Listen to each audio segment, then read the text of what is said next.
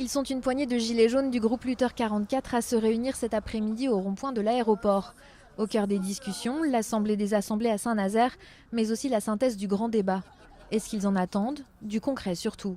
Ce qu'il en est ressorti, c'est quand même bien représentatif de ce qu'ont les gens, des besoins des gens en fait. Au niveau écologie, au niveau de l'éducation, au niveau social. Les propositions, c'est bien. La concrétisation de ces propositions, c'est autre chose. C'est bien beau de faire des speeches, mais le but, c'est d'obtenir quelque chose. S'ils agissent dans le bon sens, on régressera sûrement. Et encore, c'est même pas sûr. Vu l'énervement des gens depuis 5 mois, ça commence à bien faire. Donc après, à eux de pouvoir réagir sur ce que nous, on demande. De son côté, la députée Sarah El Haïry se dit satisfaite de ce premier bilan.